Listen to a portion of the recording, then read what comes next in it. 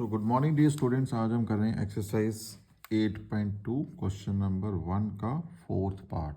ठीक है, अब ये पार्ट भी बेटा आपका ट्रिग्नोमेट्रिक टेबल के ऊपर बेस्ड है।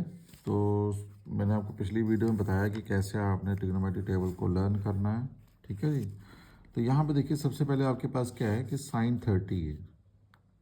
ठीक है, तो साइन थर्टी की वैल्यू कितनी आती है 1/2। तो दिस इज 1/2।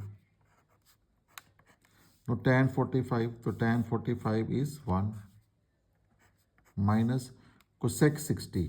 देखो कोसेक जो होता है ना वो साइन का रेसिप्रोकल होता है। तो साइन 60 की वैल्यू कितनी है √3/2।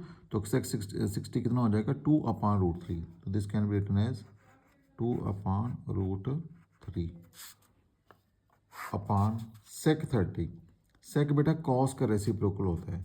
तो कॉस 30 इज √3/2। तो सेक 30 कितना हो जाएगा 2/√3। इसको भी आप 2/√3 प्लस आपके पास है cos 60। No cos 60 is 1/2। So this is 1/2। ठीक है, प्लस कॉट 45।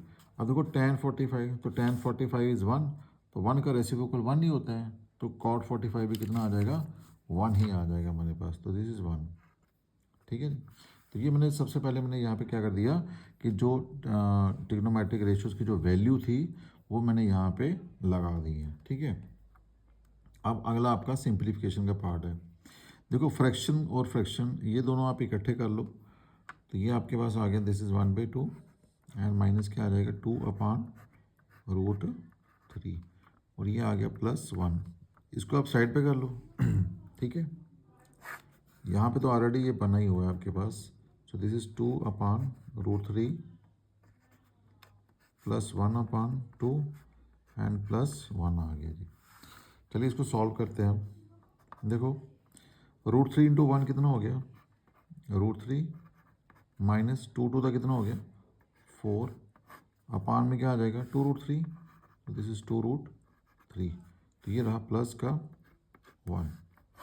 इधर आ जाओ 2 का कितना हो गया 4 √3 इंटू 1 कितना हो गया √3 एंड 2 इंटू √3। तो ये आ जाएगा 2√3 और प्लस है 1 यहाँ पे। ठीक है, अब देखो अब यहाँ पे सॉल्व कर लो इसको। ये 1/1 रहेगा हमारे पास। ठीक है, सो दिस इज अगर मैं 1 से मल्टीप्लाई करता हूँ तो ये रहेगा। तो √3 माइनस 4 बीच में साइन कौन सा है प्लस का, तो 2√3 आ जाएगा। 2√3 को 1 से करेंगे तो वही रहेगा आपके पास। ठीक है, और 2√3 इंटू 1 तो ये क्या बना आपके पास 2√3 ही बना। अपान में 1 से करेंगे तो ये रहेगा 4 प्लस √3 एंड प्लस 2√3 अपान में क्या आ जाएगा 2√3। ठीक है जी, तो देखो 1 2 3 और 4 तो 4 टर्म्स आ रही हैं। लेकिन उससे पहले एक चीज़ और कर सकते हो आप। देखो यहाँ पे ये 2√3 है ना बेटा, तो ये ऐड हो जाते हैं आपके पास नंबर। देखो ये वाला नंबर और ये वाला नंबर ऐड हो जाएंगे।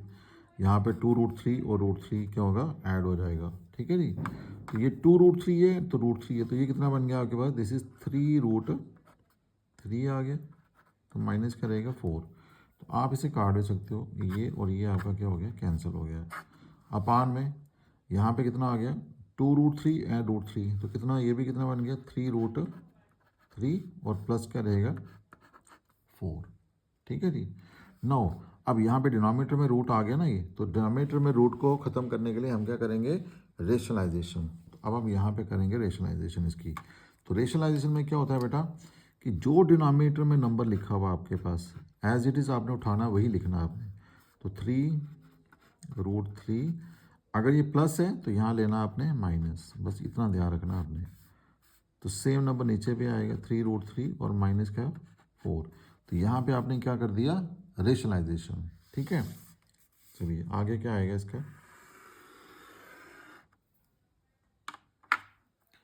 देखिए अब देखो ऊपर ये आ गया 3√3 माइनस 4, 3√3 माइनस 4 दोनों सेम आ रही हैं। It means a minus b और a माइनस बी। तो ये वाली ये चीज़ बन रही है यहाँ पे। तो ये आ गया आपके पास 3√3 माइनस 4 और 3√3 -4 अपान में आ रहा है, दिस इज 3√3 +4 और 3√3 -4, ठीक है। अब देखो यहाँ पे ऊपर हमारे पास क्या आइडेंटिटी बन रही है यहाँ पे, this is a minus b और a माइनस बी, ठीक है जी। तो इसको आप क्या लिखोगे, a माइनस बी का होल स्क्वायर। तो a माइनस बी का होल स्क्वायर किसके बराबर होता है, a square plus b square -2ab। अब नीचे क्या बना आपके पास, a प्लस बी और a माइनस बी, ठीक है। तो इसका क्या बन जाएगा, a स्क्वायर माइनस बी का स्क्वायर। तो ये दो आइडेंटिटी बेटा यहाँ पे लग जाएंगी आपके पास। तो सबसे पहले ऊपर देखो आप, तो ये आ जाएगा 3√3 -4 का होल स्क्वायर। नीचे क्या आ जाएगा, a का स्क्वायर 3√3 का स्क्वायर एंड -4 का स्क्वायर। ऊपर स्क्वायर कर लिए, ये a है और ये b है, तो पहले क्या आ जाएगा a का स्क्वायर, तो 3√3 का स्क्वायर प्लस b का स्क्वायर -2a। आपके पास कितना है 3√3 और b कितना है 4। अब यहाँ पे देखिए आपके पास ये बेटा 3 का भी स्क्वायर होगा और √3 का भी स्क्वायर होगा, ठीक है। इसको थोड़ा ध्यान से देखना। अब 3 का भी स्क्वायर होगा, बच्चे यहाँ पे बड़ी गलती करते हैं, तो 3 का स्क्वायर कितना हो गया 9, ठीक है। अब √3 के जब स्क्वायर की बारी आएगी तो स्क्वायर और रूट कैंसिल हो जाएगा, तो यहाँ पे क्या बच जाएगा 3 बच जाएगा। -4 का स्क्वायर कितना हो गया 16, ऐसे आएगा ये। अब ऊपर देखो यहाँ पे, तो 3 का स्क्वायर कितना हो गया 9, तो √3, तो इसका जब स्क्वायर आएगा तो स्क्वायर और रूट कैंसिल हो जाएगा, तो यहाँ पे क्या बचेगा 3 ही बचेगा।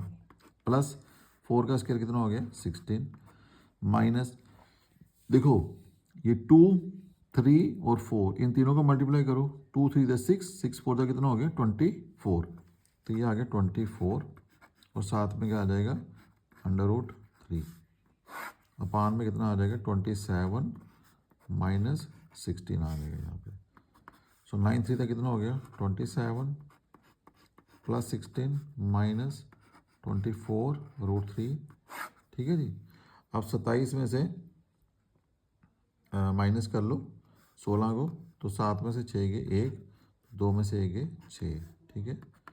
अब देखो यहाँ पे इन दोनों को प्लस करो, 7 और 6 कितने हो गए 13, 2 और 3 और 1 4 हो गया, तो माइनस कितना आ गया यहाँ पे 24√3 अपान में 11, ठीक है जी। सो ये मेरा क्या रहेगा आंसर, ठीक है बेटा। So hope you like the video and if you like it, please subscribe my channel, hit the bell icon so that you can get the notification at the right time, and also don't forget to share my channel with your friends also. Okay beta, have a nice day. Thank you, God bless you.